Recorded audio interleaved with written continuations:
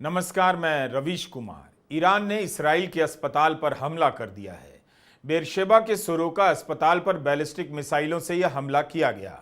1000 bed का यह अस्पताल दक्षिणी इसराइल का सबसे बड़ा अस्पताल है। 10 लाख लोग इलाज के लिए इस पर निर्भर होते हैं। ईरान ने कहा है कि उसका इरादा अस्पताल को निशाना बनाना नहीं था, पास में एक सैन्य ढांचा है, उस पर हमला करना था। अस्पताल के जो भी वीडियो आ रहे हैं उसमें यही दिख रहा है कि अस्पताल की इमारत को भारी नुकसान तो पहुंचा है। एक फ्लोर पूरी तरह से ढह गया है, लेकिन जान माल को कितना नुकसान हुआ है इसकी कोई पुष्ट खबर नहीं।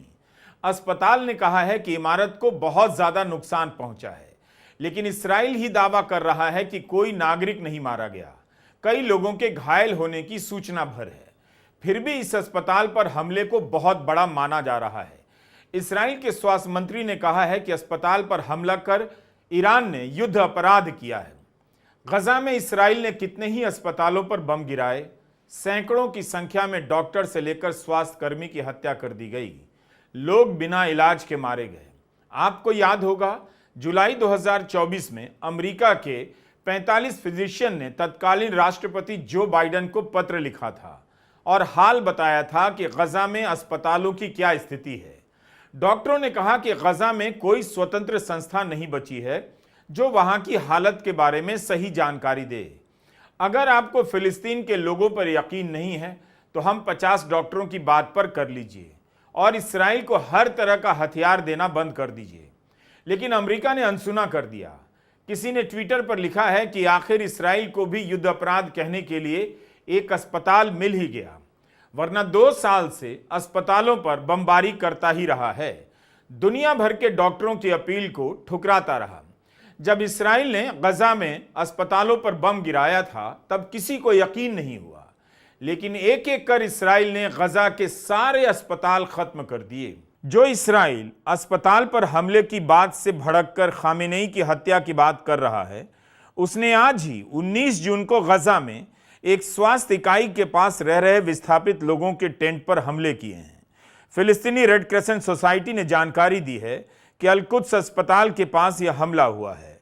5 लोग मारे गए और 30 लोग घायल हुए हैं।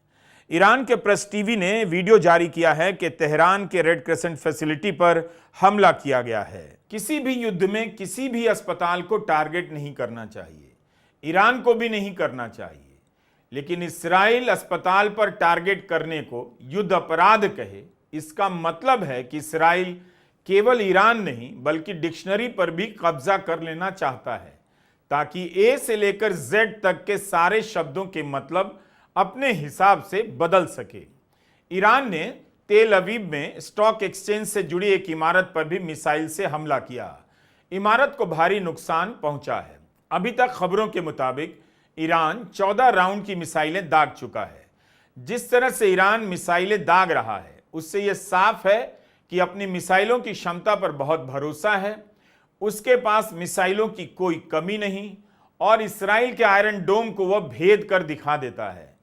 आज भी ईरान ने इसराइल के कई शहरों में मिसाइलें दागी हैं।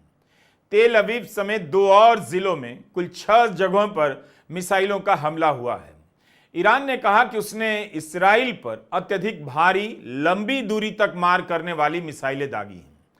इसराइल ने ईरान के कई हिस्सों में जवाबी हमले किए हैं, जिनमें तेहरान स्थित पुलिस मुख्यालय भवन भी